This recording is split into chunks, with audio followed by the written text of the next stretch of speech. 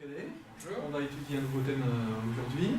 Donc, quelle est la définition des addictions, de l'addiction? Alors, vous savez qu'on avait des vieux termes pour montrer les dépendances. Ils existent encore dans le dictionnaire. Pour l'alcool, il y avait alcoolique, ivrogne, ivrognesse, pour la femme, pochard, pocharde, pochetron. Dans les drogues interdites, il y avait toxicomanie, le toxico, donc il y avait en gros le terme péjoratif, l'alcoolo et le toxico. Il a fallu modifier cette représentation, parce qu'il y était une représentation négative. Il y avait l'alcool qui était merveilleux, mais l'alcoolique qui était un salopard, en gros. Et les drogues qui étaient festifs, mais le toxicomane qui était un mauvais objet. Donc on s'est rendu compte qu'un terme que nous utilisons, nous, depuis très longtemps, qui est le terme des addictions. Alors, les addictions, c'est un vieux terme de droit romain, du temps des Gaulois et des Romains. Quand on devait une dette d'argent que l'on ne pouvait pas rembourser, on devenait l'esclave de son débiteur. Donc addict, en gros, veut dire devenir esclave. Alors c'est intéressant parce que ça fait sauter toute cette notion qu'on a déjà évoquée de drogue douce et de drogue dure. Bon. On est dépendant, on est esclave ou on ne l'est pas. Il n'y a pas des demi-esclaves, on l'est ou on ne l'est pas. Et on peut être autant dépendant des produits interdits, c'est une des raisons pour lesquelles ils sont interdits illicites, donc l'héroïne, la cocaïne, le cannabis bien sûr qui donne 20% de dépendance également, et on peut être dépendant aussi de drogues autorisées, l'alcool, l'alcoolodépendance, la dépendance au tabac. On peut aussi être dépendant de produits pharmaceutiques prescrits par le docteur, les dépendances médicamenteuses, on a des somnifères qui donnent des dépendances, des tranquillisants qui donnent des dépendances, des produits antidouleurs, qu'on dit antalgiques, donc on a aussi des produits morphiniques qui donnent des dépendances. Donc on peut avoir une dépendance médicamenteuse. On a évoqué ensemble la dépendance au jeu d'argent. Il y a les dépendances au jeu d'argent type casino et la dépendance aux jeux vidéo ou à Internet. Donc il y a des dépendances, il y a des produits, il y a des dépendances sans produits. Le tout c'est de savoir est-ce qu'on est libre. Libre, et c'est ça une notion importante, c'est Fouquet, qui était un des fondateurs de l'alcoolologie en France, avait donné la définition de l'alcoolisme, qui était la perte de la liberté de s'abstenir de boire. Voilà. Donc c'était pas un nombre de verres, c'était pas un comportement, c'était pas des dégâts sur la santé, c'était j'ai perdu cette liberté. Ce terme de liberté était esclave. Et ce terme, maintenant qui est employé partout, il y a même des parfums addicts. Maintenant, on est addict, c'est très... On est addict à tout. Bon. Mais le fait d'être addicté, c'est de ne pas pouvoir s'en passer, ou on peut s'en passer, mais on ne peut pas contrôler. Si on prend l'exemple de l'alcool, si on veut, un premier dépendant de l'alcool ou addicté serait quelqu'un qui boit, qui essaye de diminuer, d'arrêter sa consommation et qui ne peut pas, c'est le premier cas. Mais quelqu'un qui boirait uniquement que le week-end et qui ne contrôlerait pas sa consommation, c'est-à-dire qu'il boirait que le vendredi ou le samedi, mais il décide de boire 3 verres et on le retrouve en état d'ivresse 2, 3, 4, 5 fois par an, c'est déjà un addicté, c'est une deuxième forme d'addiction qui peut être aussi grave, parce qu'en une journée, on peut avoir des dégâts des fois plus importants que dans une semaine d'alcoolisation continue. Pour le chocolat, par exemple? Alors pour le chocolat, bon, je vous parlerai un peu de mon expérience personnelle. J'ai quelques amis qui sont vraiment addictés du chocolat et qui vont, dont un professeur agrégé, qui stockait des tablettes d'avance, qui cachait pour pas que ses enfants puissent les prendre, pour ne pas être en manque de chocolat le week-end quand il avait une pulsion. Moi j'ai une dépendance moins grave, mais il est vrai que si vous mettez une tablette de chocolat, j'ai tendance, si je suis avec vous, je vais en prendre qu'un carré socialement, mais si vous me la laissez, il n'y a plus de tablettes ce soir, et s'il y a 5 tablettes, il n'y en aura plus à la fin de la semaine. Mais, moyennant le chocolat, son pouvoir addictif est assez faible, parce que quand vous avez avalé 1 kilo de chocolat, ça vous calme quand même, vous avez une espèce de dégoût, vous êtes tranquille, vacciné pour qu'au moins quelques jours ou quelques semaines, et les conséquences, à part d'augmenter un petit peu votre cholestérol, voilà, crise de foie, mais bon, ça vous calme tout de suite. Bon, le bénéfice au chocolat par rapport aux inconvénients ne sont pas de la même balance que l'héroïne ou que l'alcool. Donc bon, c'est pas une drogue, dont le café, vous pourriez citer aussi le café, on a une accoutumance au café. Le thé. Le thé qui est comme la caféine, la théine et la caféine, c'est le même produit. Les gens ne le savent pas toujours. Dans le café, vous avez de la caféine, qui est excitant, et dans le thé, vous avez de la théine, et en fait, c'est la même molécule. La différence avec le thé, c'est que vous avez le tanin, ce tanin qui tâche et qui colore le thé, ce tanin a le pouvoir de neutraliser la théine. Donc un thé qui est très fort en tanin et que vous laissez énormément infuser va moins exciter qu'un thé qui est très clair et qui a beaucoup de théine. Donc si on veut ne pas dormir lors d'une soirée ou rester vigilant, le plus simple c'est de prendre le café. Plus vous mettez de café, moins vous mettez d'eau, plus il est costaud. Alors que dans le thé, ça dépend du taux de tanin, ça dépend de l'infusion. Et c'est de toute façon en proportion 4 fois moins fort. Mais c'est la même molécule. C'est exactement la même molécule. Donc pour moi, la théine et la caféine ne sont pas vraiment des dépendances. Parce que vous avez pourtant tout ce qui ressemble. Vous avez l'accoutumance, vous augmentez vos doses. Si vous n'avez pas pris votre café le matin, pour ceux qui sont habitués, vous n'êtes pas du tout bien. Moi, quand je prends 2-3 cafés par jour, lorsque je ne les prends pas, j'ai des petites céphalies, j'ai mal à la tête pendant 1 ou 2 journées, je ne suis pas très bien, mais au bout de 2 jours, c'est fini. Et des gros buveurs de thé, même du 4 tiers par jour, de café ou de thé, vous leur obligez d'arrêter pour une seule raison, ils sont pas bien 2-3 jours et puis c'est fini. Donc le pouvoir... On parle de Van Gogh qui s'était coupé parce qu'il consommait des taux de café. Non, je suis allé récemment voir le musée Van Gogh, qui est un génie, qui probablement avait une pathologie bipolaire. C'est-à-dire avait probablement une psychose maniaco-dépressive, avec des phases où il était hyperactif, il conduisait, puis des phases où il était déprimé. Voilà, et quand il était très bas, c'est peut-être là qu'il s'est... Quand il a été... Alors je ne sais pas à quel moment, si c'est dans une phase dépressive ou faux, mais c'est surtout dans une phase où il y a eu des symptômes psychotiques, très probablement pour se couper l'oreille. Donc on dit souvent que beaucoup de génies sont bipolaires, la bipolarité permet, mais... le prix à payer, c'est la phase dépressive aussi, qui est quand même voilà, il faut être très présente.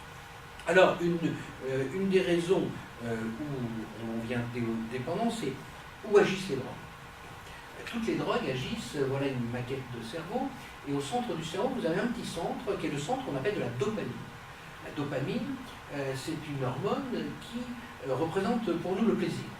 Quand on a senti un plaisir, quel que soit le plaisir qu'on a déclenché, si on sent du plaisir, on s'est fabriqué à un moment de la dopamine. Alors, cette dopamine est beaucoup plus complexe d'ailleurs, mais on va l'étudier aujourd'hui que dans la partie plaisir. Eh bien, toutes les drogues, d'une manière ou d'une autre, arrivent ou à augmenter ou à empêcher la dopamine de partir, et c'est pour ça qu'on relie souvent les drogues ou l'alcool à la notion de plaisir, puisque ça fabrique du plaisir. Alors on va se dire, pourquoi ne pas avoir de plaisir ? Et c'est important d'avoir du plaisir. Tout le problème est de savoir, c'est qu'il faut avoir du plaisir, mais si on veut arrêter son comportement, pouvoir l'arrêter. Et les drogues en donnent tellement que le cerveau, en gros, reçoive de la dopamine tellement importante que le reste du cerveau, qui est un fainéant, se dit pourquoi aller faire des actions qui nous donnent du plaisir. Alors on va en citer. Alors, est-ce que la drogue, elle libère cette dopamine ou est-ce qu'elle apporte de la dopamine? Alors elle fait tout. Parce que c'est plus compliqué que ça. Dans certaines drogues, elle augmente le taux de dopamine. Dans d'autres, produit par le cerveau. Produit par le cerveau, elle la fabrique, ou elle favorise l'augmentation de dopamine. Dans d'autres cas, votre dopamine qui est fabrique, elle l'empêche de s'éliminer, donc le plaisir perdure. Donc il y a tout un tas de régulations qui sont différentes selon l'alcool, la cocaïne. Mais si on veut simplifier, tout revient à augmenter cette taux de dopamine d'une manière ou d'une autre. Alors que cette dopamine, ce système, il existait depuis que l'homme existe, bien depuis 400 000 ans sûrement, et cette dopamine est fabriquée par l'amour. Quand on est amoureux, on est inondé, l'amour est complètement inondé de dopamine, il ne pense plus qu'à ça. On a dit que dans un précédent topo qu'il perd sens critique, donc il est imbibé de dopamine, donc il a son cerveau complètement rempli de plaisir. Dans l'acte sexuel aussi, ça fabrique aussi de la dopamine. L'orgasme sexuel, c'est une fabrication de dopamine. Et l'amoureux a le cerveau frontal qui est éteint. Il a perdu son critique. Le fumeur de cannabis également aussi. Essayer de convaincre un amoureux que le conjoint en face se moque de lui, ça va être assez difficile tant qu'il est amoureux les premiers jours. C'est assez compliqué. Donc toutes les drogues ramènent de la dopamine et l'alcool devient une drogue uniquement à partir d'une certaine seuil qui serait à peu près à 4 verres. On vous avait parlé des fameux 4 verres. Les fameux 4 verres, c'est le seuil où, au-dessus, il y a sûrement une activation chez certains gens de dopamine. Et à ce moment-là, le cerveau reçoit de la dopamine sans faire d'effort. Parce que on peut avoir la dopamine en travaillant, il faut produire un effort. On n'a pas forcément envie. On peut avoir de la dopamine en allant au cinéma, en faisant de la musique, du théâtre. Si on demande aux jeunes filles quand elles vont s'acheter un petit sweatshirt ou un sac à main en solde, elles auront du plaisir. Donc elles ont fabriqué de la dopamine sans héroïne, simplement en achetant les soldes. Donc il y a bien des centaines de choses qui font que l'on peut être heureux sans s'abîmer. Et ce qu'on disait en introduction l'autre jour, et pourquoi on est en train de nous expliquer depuis des décennies que pour aller faire la fête, pour s'amuser ou pour se donner du plaisir, il faudrait prendre des substances qui abîment notre corps. Bon. Le grand problème est là. Le professeur Jamais exprimé disait pourquoi pour aller se faire du bien ou même s'éclater, on est obligé de s'abîmer son corps. Voilà, c'est la grande question. Et cette question-là, elle est culturelle. La principale raison, c'est que tous les gens qui fournissent ces produits-là en vivent et ont besoin de clients. Voilà. Et après, quand le client consomme occasionnellement, ça rapporte peu d'argent. Mais si le client est dépendant et obligé d'en consommer tous les jours, toutes les semaines, 365 jours sur 365, évidemment, c'est un client esclave. Et quand on est dans le commerce, d'avoir un client qui reviendrait toute sa vie aller nous acheter notre produit, c'est quand même le summum du commerçant où son client serait attaché à lui à vie. Et bien, c'est la définition du C'était la fameuse étude qui était sortie il n'y a pas longtemps sur les archives de Marlboro, des grands cigarettiers américains, qui mettaient de l'ammoniac de façon infime pour rendre dépendant encore plus. Alors, dès la oui, première c'est relativement compliqué. La fabrication de tabac, c'est un secret d'État. Et un des grands industriels, une partie des archives d'un des grands industriels sont sorties dans la presse à un moment. Et on a vu que les industriels avaient, alors qu'ils nous annonçaient que la nicotine ne donnait pas de dépendance et affirmaient ça au gouvernement, et on jurait sur la Bible, que devant le Sénat que la nicotine ne donnait pas de dépendance, ils le savaient avant le gouvernement, et qu'ils ont modifié leur fabrication de tabac pour que, même avec moins de nicotine, elle soit mieux absorbée. Et toute ce qu'ils appelaient la soupe, ces préparations qui sont ultra secrètes, ont pour un but de pouvoir avoir moins d'irritation et pouvoir absorber la nicotine, même s'il y en a moins, puisqu'on leur fait baisser sur le taux et c'est pour la principale raison pour laquelle ils ont été condamnés à des milliards d'amendes, des milliards de dollars, c'est qu'ils ont menti au gouvernement et qu'ils avaient déjà les informations scientifiques, même avant le gouvernement, dès les années 45. Alors, le fait d'avoir menti aux États-Unis, ça a été considéré de tuer des millions de personnes, c'était grave, mais d'avoir menti, c'était encore plus grave. Ils ont été condamnés principalement pour cette raison-là. Donc, et si vous regardez, l'arrivée des menthols de la génération, c'était pour quelle raison? Parce qu'avant, il y avait des cigarettes qui étaient très raides. Un jeune qui voulait fumer des gauloises, des gitanes, il essayait d'avaler la fumée, il recrachait son poumon à la première et ça lui tentait pas de recommencer. Et nous, on nous a mis du menthol. Le menthol, le docteur l'utilise pour la gorge. Quand vous avez mal à la gorge, on vous fait signer, on vous prend des pastilles. Le menthol adoucit, empêche d'irriter.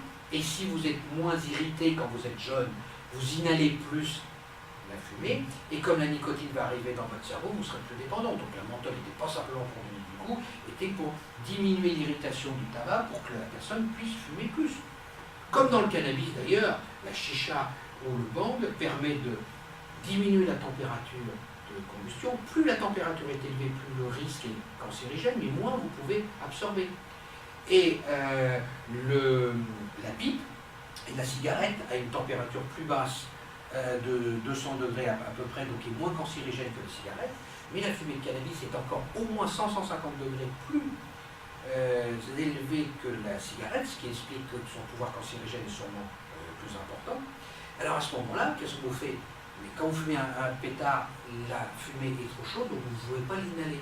Donc vous perdez de l'efficacité et du risque d'être dépendant. Donc on a inventé une machine qui refroidit, qui ne supprime pas le cancer du tout ni l'irritation, mais qui refroidit, qui permet de concentrer, de prendre plus de produits dans son poumon sans se brûler, mais avec les mêmes inconvénients. Du coup, plus de produits, plus de risque de dépendance, plus de clients.